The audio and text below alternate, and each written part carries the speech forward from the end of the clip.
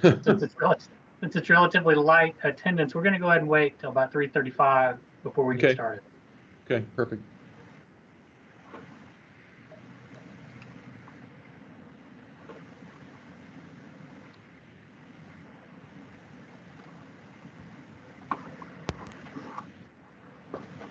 Alicia, good afternoon. Hello there.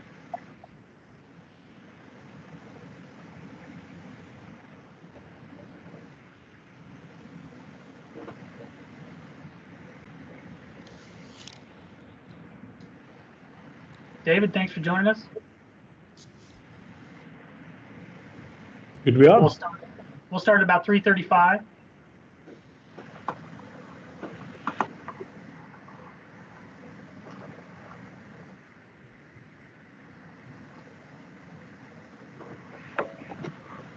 We're scheduled for about an hour and a half. We'll still make sure everybody gets off at the right time, but we usually started a little later just to make sure everybody has a chance to get in this time.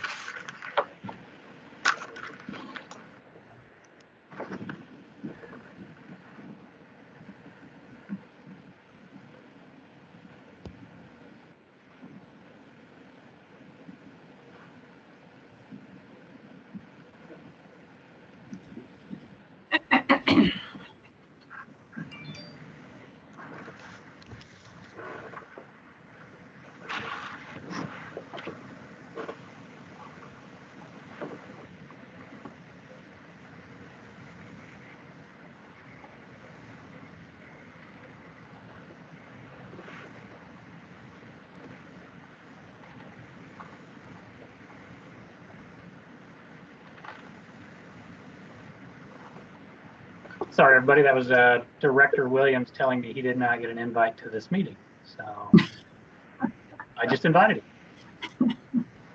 Oops. Travis, thanks for joining us. You're welcome. Thanks for the invitation.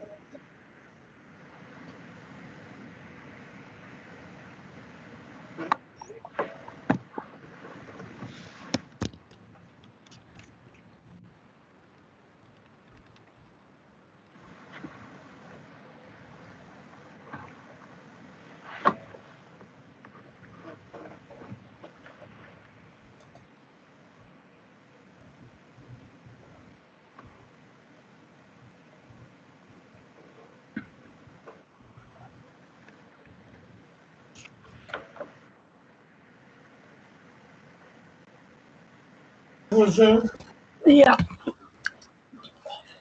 Bobby, thanks for joining us. Hope you're having a good afternoon.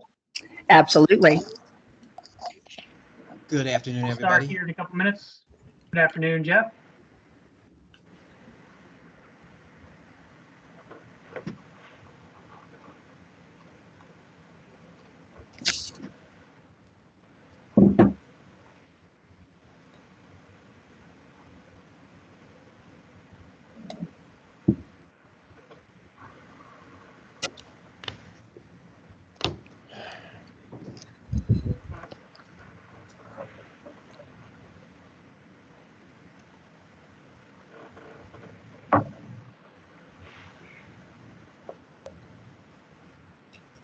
We'll start in just a few minutes, everybody. Thanks for your patience.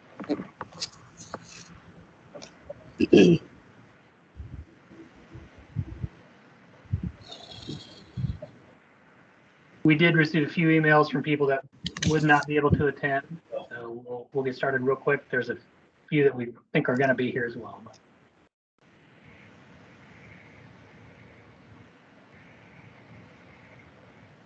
Just as a bit of a housekeeping issue, both Director Williams and myself will have to leave this meeting at around 4:30. So if you see us head off, it's not for anything other than a pre-scheduled meeting. We apologize for that, but you'll be in good hands with Bo and Morgan as well. So we'll go ahead and get started. Want to thank everybody for joining us this afternoon. I think most of you have been to these before, so we'll quickly run through this first part that I'm covering. This is our fourth meeting. We anticipate kind of following the format tonight for the meetings for the remaining of the cycle. So let us know as we go forward through the process if this is something that you think we should tweak or not tweak, but we're at the point where we're in the middle of our strategy sessions. So we're going to be bringing a lot of stuff back to you guys that we have questions about, and we think we've got a good format for it. But if there's a way to improve it, we're always interested in doing that as well. So Morgan, if you want to continue sharing slides, and we'll go on to the next one.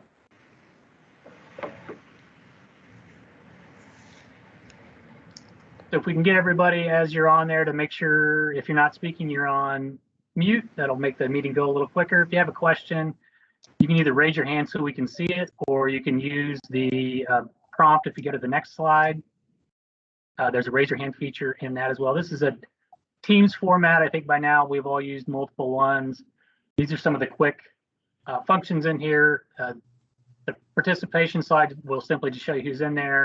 Video on and off. If you're somebody that wants it on, that's great. If somebody wants it off, we don't care. We just really want you to participate with us. And like I said, the raise your hand feature is the one. If you have a question for us, please click on that. We'll get you involved.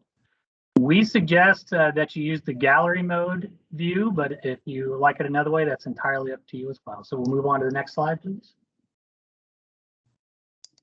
Real quick recap, as many of you are aware, this is going to be about a 3-year-long process. What we like to do is tell you what we've done so far and tell you how we're using that information too. That's one of the best ways to hopefully let people know that we're listening to what they're saying and using it. At our last meeting, we talked about the draft vision and goal statements. Since then, we've taken that out to the public, and they've had some comments on it as well. We'll have an opportunity to look at those longer as we go forward. We also had a conversation about equity and how it applies to the comprehensive plan. We're going to continue some of that conversation today as well, and this will be something that Director Williams is going to talk to a little bit on how we're going to use that, along with a couple other things that our department and the city is using.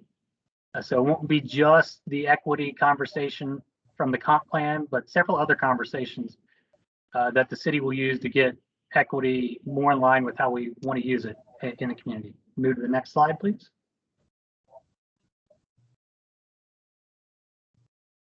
At today's meeting, we'll recap that conversation that we had last time regarding equity. And we moved that one forward because Jeff is going to be managing that for us. And as I said, he will have to step away at some point. We're going to talk about the progress that we've made in our visibility strategy sessions as well. That's really something that we're going to bring back at each of our other strategy sessions to make sure you guys are comfortable with that. If there's questions we have through that process to make sure that it matches what this group wants, those are the types of things we'll be asking you guys. Same with mobility.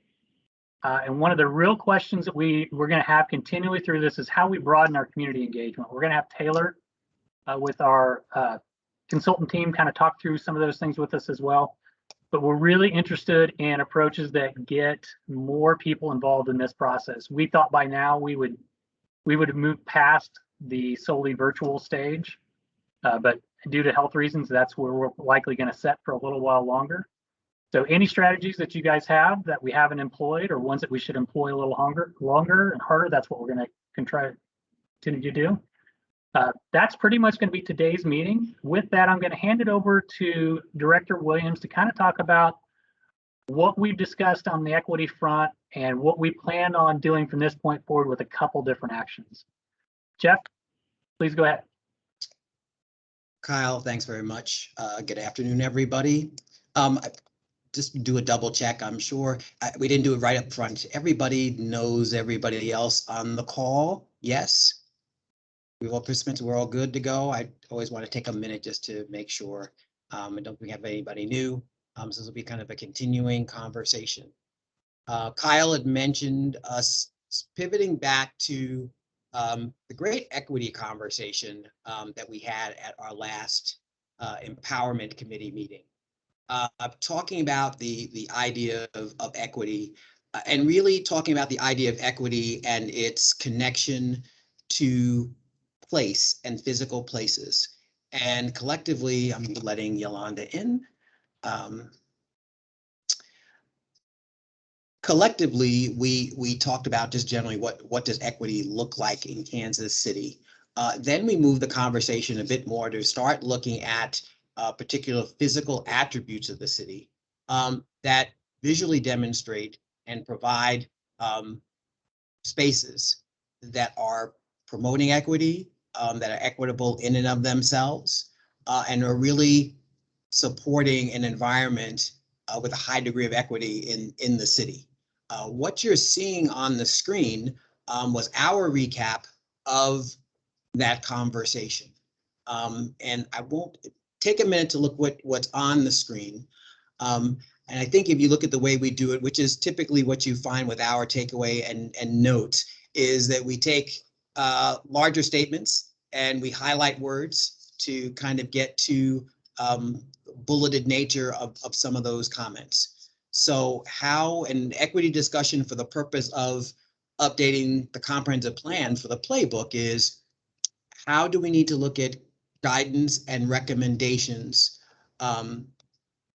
in the plan to promote equity from a physical development perspective? So some of these things are characteristics about equity and how you equate it to looking at a sense of welcoming or a sense of belonging. Sometimes it's about equity, understanding where we guide investment, whether we guide private investment or where we put investment in as a city. Sometimes it's not necessarily providing guidance in the physical form development from equity perspective, but making sure that there's equitable ability for people to access those amenity points within the community. Sometimes it is equity is about access and not to physical spaces, but infrastructure, which is physical, that gets you access to things such as information, internet, other kind of electronic information. And then looking at equity really not only from the spaces of where we are, public spaces, but also private spaces, looking at home, understanding the connection between equity and affordability or wealth building.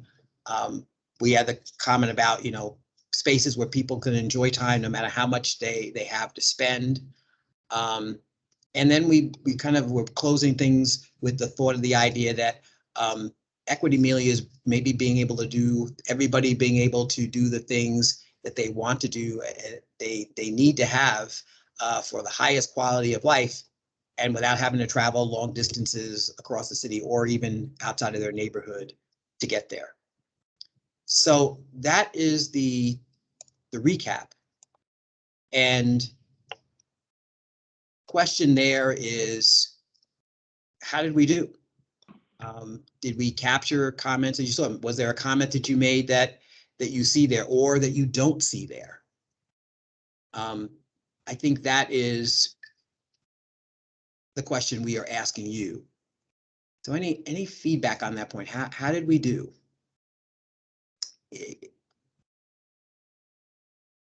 You can post something in the chat. You can use your thumbs up signals if you want on your Teams book, but take a look at that or see what we need to tweak.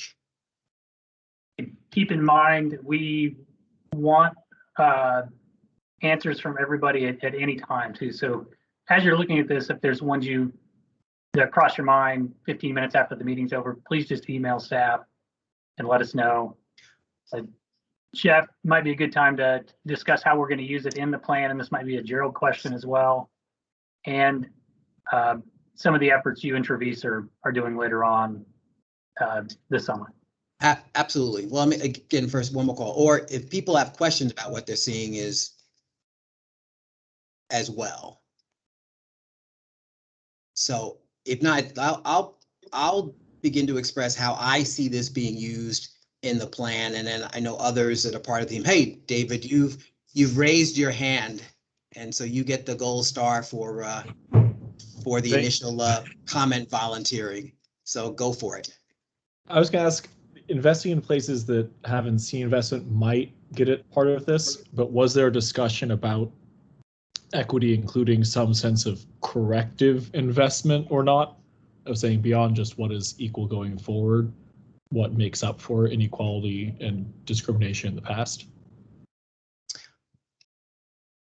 I will say that I'm not sure our conversation directly got there. I will say that I don't remember the conversation, that sentiment expressed as succinctly as you just expressed it. which is a good one. And when I talk about kind of next steps and efforts as it relates to equity conversations here, I'll talk about 2 initiatives. And one starts off as it relates to equity in Kansas City, and physical development starts off with that very clear statement about, there exists lots of inequitable environments here, and attention needs to be paid to the corrective work associated with those. I think it's where your comment gets to.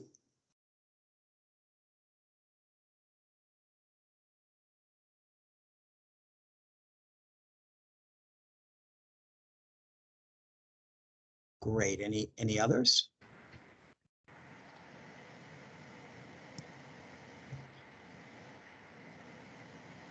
Let me pivot a little bit, if I can, to so how we're looking to use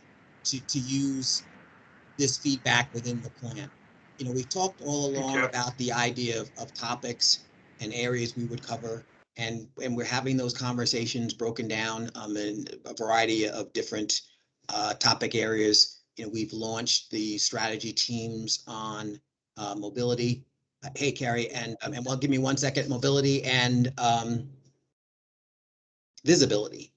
But I'm going to pause there, and Carrie, you have your hand up, so please weigh in. Well, I wanted to go into a couple of the points here. One of them was you had providing the same quality of maintenance and services, and going back to the investing in places that haven't seen investment. So when you're talking about that, a lot of times PIAC, for example, is the same, no matter what the council district is, it is the same $4 million per each district. But yet you have issues like in the 4th and 6th districts where their needs are not as great as the 3rd and 5th. Case in point, walkability and sidewalks on major streets. Whereas the 4th and 6th district, not so much because of equity, because they were part of the city longer, have all those things, but yet and still people in the 3rd and 5th do not.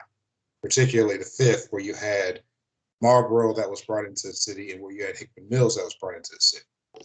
So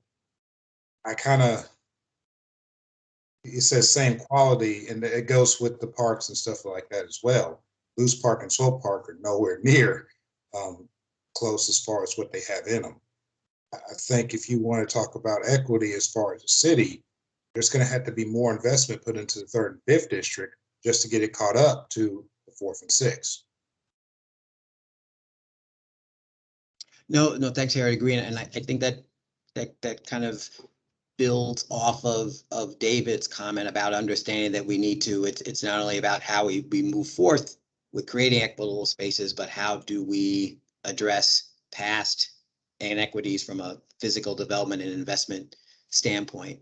And I think you also raised the issue about understanding, and the basis of this, understanding the difference between equality and equity. And I don't know whether we've used in this group or not, but one of the graphics that begin to depict and talk about equality versus equity. Equality is everybody getting the same thing. And you've seen maybe the picture of somebody standing in front of a fence, and some people are too short to see over the fence, and everybody gets boxes to stand on. Well, they're all the same size box. Some people get to see over the fence, some don't. Equity talks about some boxes having to be larger, or some can be shorter, but the goal of everybody looking over being able to see over the fence. So all points duly noted. And I appreciate the beginning to link some of these concepts together as well. Your comments did that for me also. Vicki? Just to make a point about Carrie's comment, besides the physical spaces that people can kind of see and make a judgment on, there's also programmatic things that can help with this. PIAC is one, but a lot of city services don't need to be equally distributed in the same way we were talking about with 6 districts. But for instance, the bulky item pickup service, used to be every month, or I don't know what it is now, everywhere. But in a lot of the 4th and, part of other districts, 1 and 2, they don't need it that often.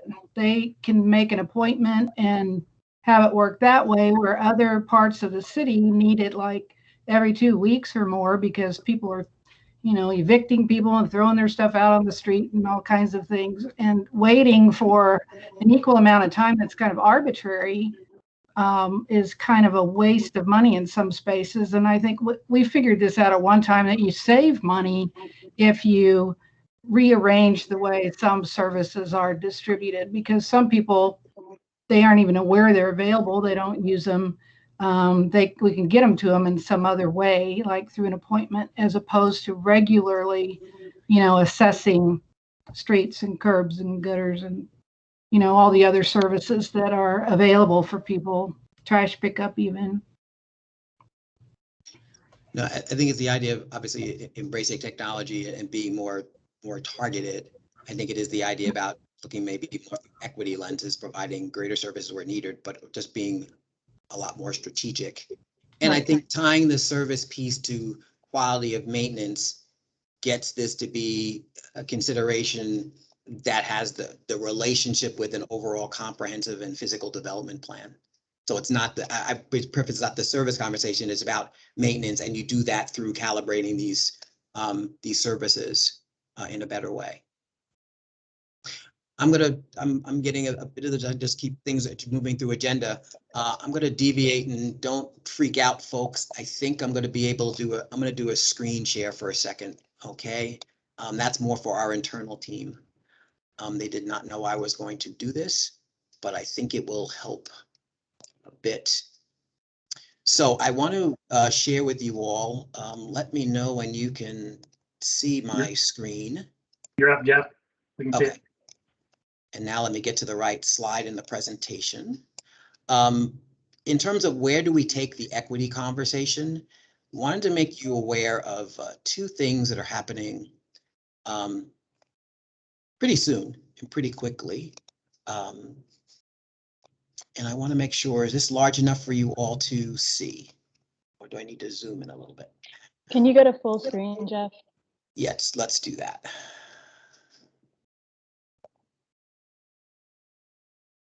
Yes. Awesome. Okay, great. So we've been involved here, say myself in particular, other staff members, working through and doing presentations and talking about equity.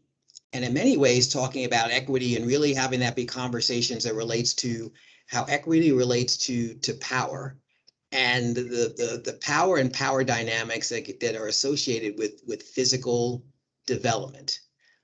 So another spin on the conversation you all are having about, what does equity look like from a physical perspective? So I was involved with a presentation panel about a year ago, talking about, my element was how power shapes the built dynamic. Starting from the premise of, we talk about equity and equality, and that, I remember that whole fence analogy I just told you about. Well, it's kind of the whole idea that in that case, we're kind of figuring out ways people to see over the fence. I think sometimes it's even questioning, well, why does that fence exist? What's the purpose of it? Is it protecting people, or is it keeping people out? And through that whole conversation and dialogue about equity and physical place and power shaping the built environment, we had a really great conversation with Emmett Pearson from Community Builders of Kansas City was there.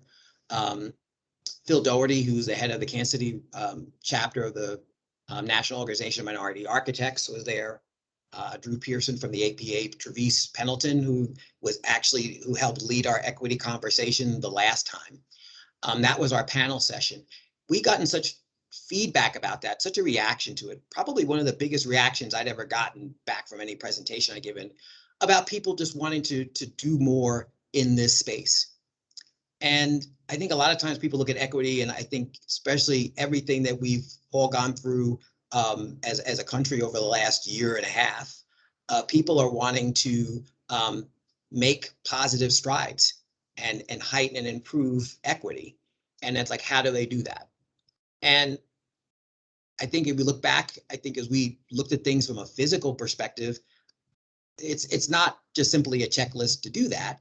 A lot of the work in equity and any of the conversations you've had and a whole host of strategic planning things have recently probably started talking about equity and what does that mean as it relates to the topic.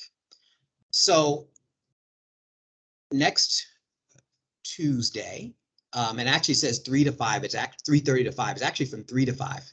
We're doing a session called Framing Our Equity Lenses Together. And you can see on the screen here, it's going to be an interactive session. And really working in small groups to understand what equity means from a planning, development, and a design perspective. Really all the work that you all did in your previous empowerment committee to talk about that. But then also looking at ways that how are we going to define and outline a definition of equity as it relates to our particular built environment. What elements do we need to encourage in the built environment to heighten equity? And then also looking at ultimately how we might measure what we have done. So it's an interactive session, and if the URL is there, I'll ask maybe Morgan or someone to put that into the chat. It is open. The intent or the initial focus was looking at design professionals. So how do architects and engineers and planners and landscape architects look at the physical environment, and how should we be looking at understanding equity? It's now built to be involved with other neighborhood leaders, other folks. It's a pretty eclectic group, and we'll do some individual work, and then we'll come together. We're using a software product called Mural that allows people to use sticky notes and do other things. So it can be a part of that conversation. We would really welcome that. That would be tremendous. So that's one of the ways in which we're furthering the equity conversation, and we'll bring that feedback and information back into the comprehensive plan update. Hopefully through these parallel efforts, we'll get ourselves to a place that we've got a really robust equity strategy. I don't want to call it a tool, but really understanding how we can outline what equity looks like from a physical form perspective. So if you could participate, that would be great. And then those series of conversations will continue to go along as the plan develops, and we hope to be able to embed and take those takeaways and fold them into the comprehensive plan. The other piece, I'm going to stop my screen share.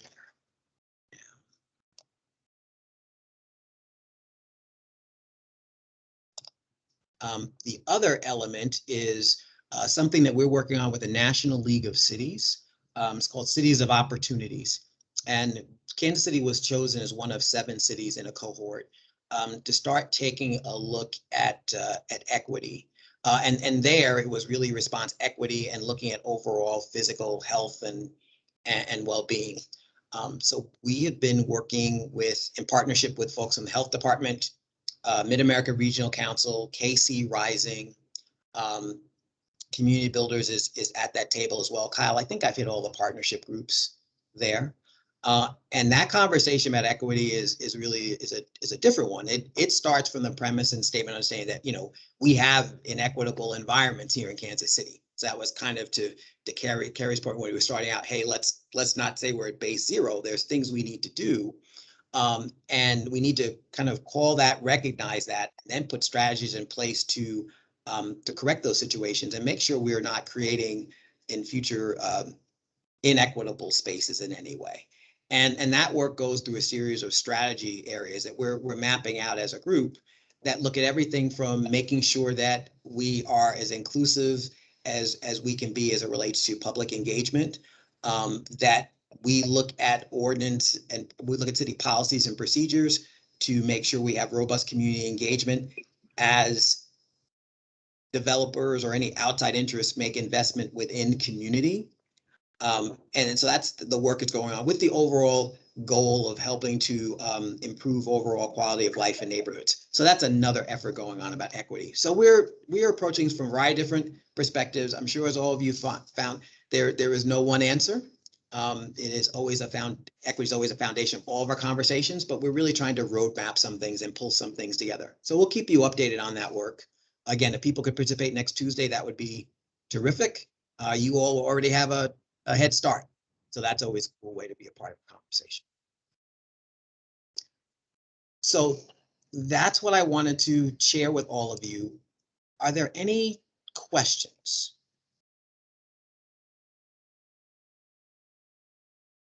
And if, again, as think about things, put them in the chat, reach out to us. In chat, again, if people have posted the link to that event, that would be wonderful. And then I'm turning it back over to the team to, I think, pivot ourselves to talk about broadening community engagement. Is that right, folks? That is, thanks, Jeff. Great, thanks. All right. Taylor, you're up. I'll go ahead and stop sharing so you can share your screen. Awesome, thank you. Let me get this up here. Are you all able to see the PowerPoint? You see your screen, but not your Okay. PowerPoint. Let me fix that real quick.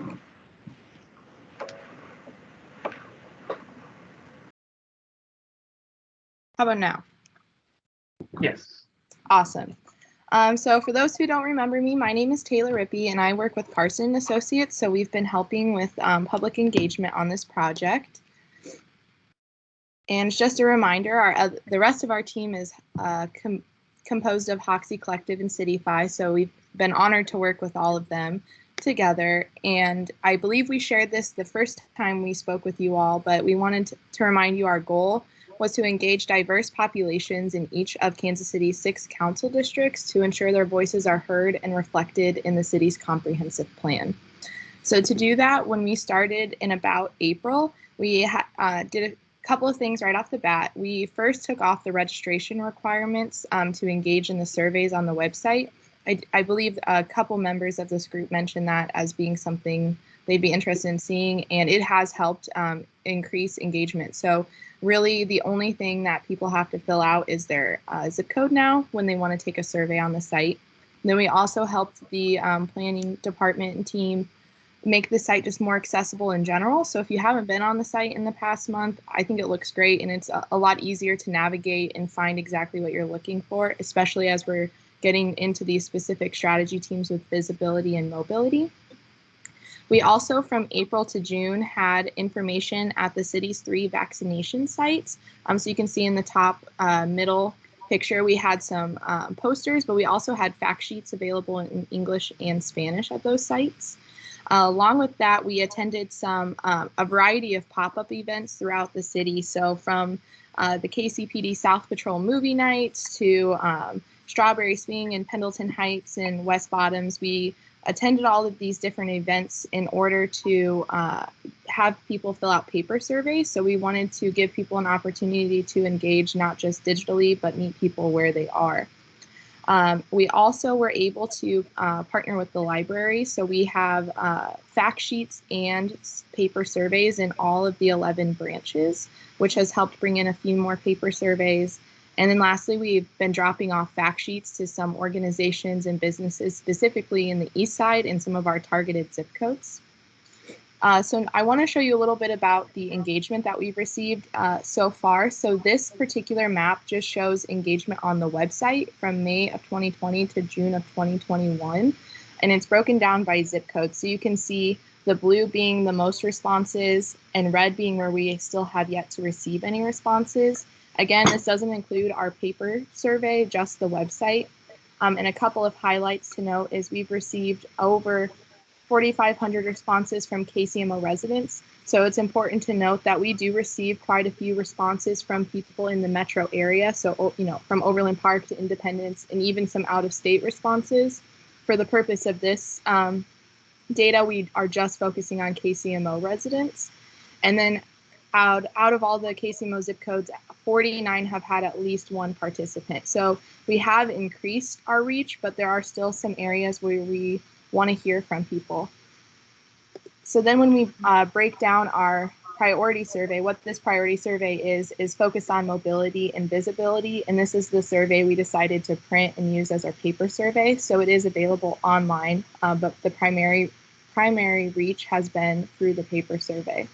Another thing to note, we have our total number of priority survey responses as being 579. This data was actually put together a little bit before we received a few more, so we're at about just over 600. And Taylor? So this is, oh, go ahead. I'm sorry, I just saw a notification. Some folks may be having, I think Norton's in chat, with some, maybe a bit of a technical difficulty with their slides keeping up with your presentation. So Morgan, okay. so you posted something in, so you're letting folks know what they need to do. Sure, sure. Is everyone able to see the slide here with the mobility and visibility priority survey? Yep, awesome. No, Okay. no. No, oh, I'm so sorry. I'll talk through it a little bit more, but then I'll make sure that the team has this PowerPoint so they can send it out to all of you and you can see the numbers yourselves The zip code afterwards. map just finally came up just now. Okay, great. Well, I'll talk through this a little bit. So again, this is the priority survey, particularly done through our paper survey, so our pop-up events and at the libraries. And again, we've received just over 600 responses. And you can, if you're able to see the map, it's a little bit more spread out than our website engagement. So we have our blue being where we've had at least 15 to 19 responses, and then red again still where we haven't received any responses. So these red, if you're not able to see, it's really the very top of the Northland and the very south with a little bit on the east side. So these, no surprise, have been harder to reach, especially with COVID-19 and a little bit less of opportunities to be in person. But our teams did put together another version of this data to where it's broken down by region. So when you actually break it down by region, it is a little more evenly spread that we've seen responses. So breaking it down by central, east, northeast, the Northland, and south. We've received 78, in central, east 70, northeast 74, Northland 82, and then south a little bit lower with only 52 responses. So breaking it up this way, it does help us see that it's a little more evenly spread, but we still want to focus on those zip codes where we haven't heard from anyone. So with all this being said, we had a couple of asks from you all to see if there's anything we can do to widen our reach, specifically if you have any contacts or people we should be talking to in those areas in the Northland, South, and the East side. If there's any events coming up, we are going to do another push of pop-up events and trying to be out in person. I will say when I have been scheduling events, the hardest area to find has been the first district. There's not always a lot of events up there, specifically highly attended events where we can talk to a lot of people. So if you know of any events this fall where we can get a lot of diverse engagement, we definitely want to hear from you. And then lastly, if you know of any facilities or organizations, I'd be willing to host and share information via flyers. So like I said, we've been going to organizations and businesses and we kind of just been showing up and asking, hey, can you leave some of this information here? This is why it's important. But if you know specifically high traffic areas that would be willing to do that, we definitely would want to hear from you so we can get them information and help spread the word. So if you have any questions or have any feedback on these questions, on these asks, I definitely would be happy to hear from you. And feel free to unmute yourself right now if you have questions, or raise your hand and we'll call on you either way.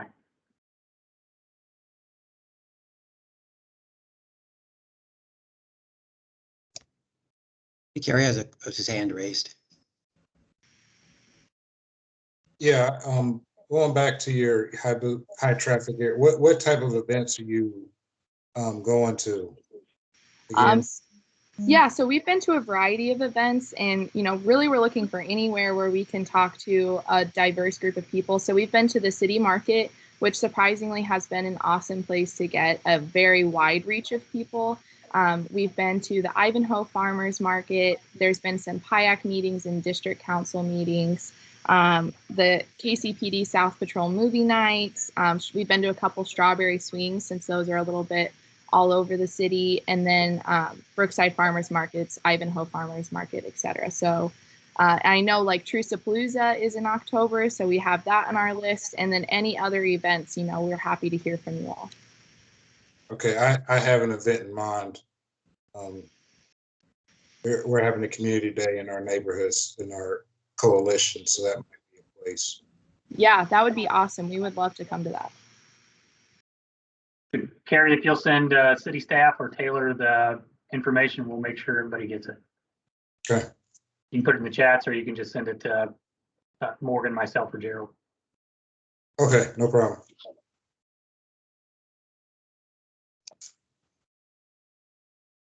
I know that's Vicky, sort of- Taylor, I believe that Vicky's got a question. Yeah, go ahead. Yeah, Vicky's. I saw your question in there, Vicky. So in terms of when we're out at events, if people want to stay involved and want to hear more after they take that initial survey, we do have information that guides them to register for the Playbook website, so we can get them added to the newsletter, sending out information. And then same thing for when they engage on the website, it'll ask, do you want to register on the website, so then we can get them on our newsletter and send out updated information. Okay.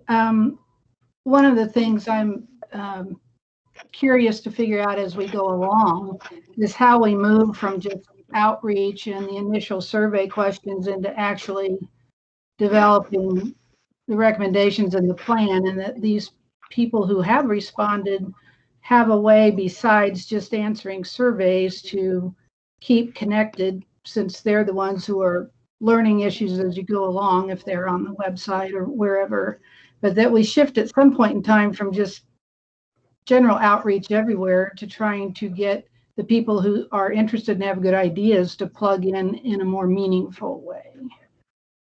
And I do think that's where the strategy sessions come into play. So we when we're out at the pop-up events and out in the community, we're really talking about these strategy sessions and pushing people to come to those, because that's where they really get the chance to just openly talk about specific topics and make recommendations. So that, I think that's where people are able to engage on a deeper level than just, taking the surveys. Okay, thanks. Taylor, just a question. I know that we have Superintendent Argyle on the call. We have Park Hill Superintendent as well on our empowerment committee. Are there approaches or strategies that start working through public schools, educational institutions that just might drive knowledge and awareness? What opportunities might there be from that perspective now that kids are back in school? So for Dr. Cargyle, Dr. Coward, what are there things that we could look at and work with school districts from that perspective in terms of broad outreach?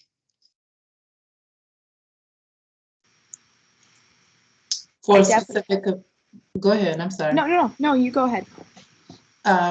In terms of inviting board to specific events, or I just want to make sure I understand the question, so I answer. Yeah, and I think it's really, I think it is a question, and I guess that would be maybe just how do we engage in conversation about what the best methods would be. I mean, it's even interesting, just, we're talking about, obviously, that could be students, it could be faculty, it could be actually the school boards themselves. I think that would be an interesting place as well. Just whatever thoughts. And I guess, your perspective as a superintendent of a district, and I guess, and Taylor's perspective as somebody working kind of in public engagement relations, how could there be some collaboration there to drive some additional involvement with the process?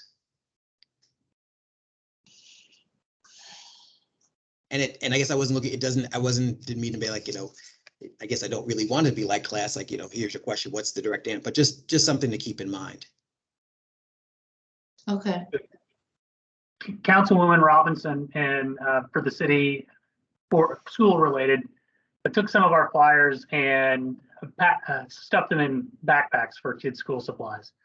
So it might be something like that, or it might be, whether or not there's informational places where your students or your parents are going to be, where we could just inform them of the situation. What we really want to be able to do at the end is look for every partner that we possibly have that is able to and is in a good spot to do it, to help us kind of get the word out. So not to put anybody on the spot, but just to kind of keep it, in your mind that if there's a way we can join in, that's what we'd love to do. So we use Peace Jar and Center in terms of sharing electronic flyers, so all parents will have access to that. So that's an option. Just so hearing you share that one example about stuff in bags sparked that one idea. And I mean, we're hosting a back to school bash coming up is this Saturday, though, trying to minimize the number of attendees just due to COVID. So offering immunization and vaccination clinics. There could be information that we share that through that route, but I think the easiest answer for me and center right now, and I'll continue to think about it, is through our Peach Jar, and that's a virtual share of flyers that reaches all of our parents. Would you think other districts have a similar distribution approach? They may.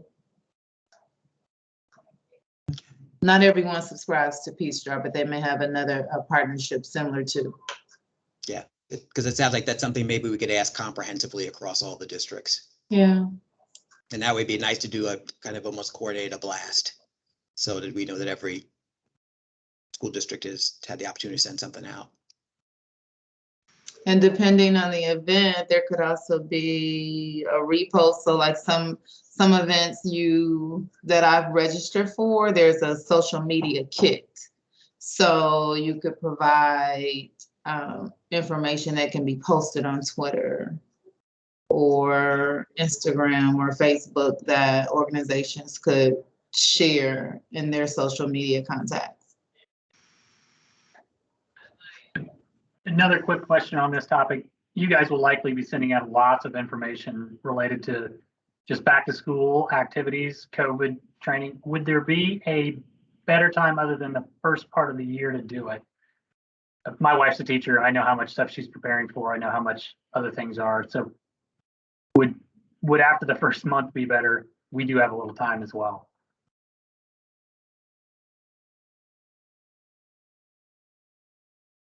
If the last question was for me specific, I'm sorry, someone was standing in my door.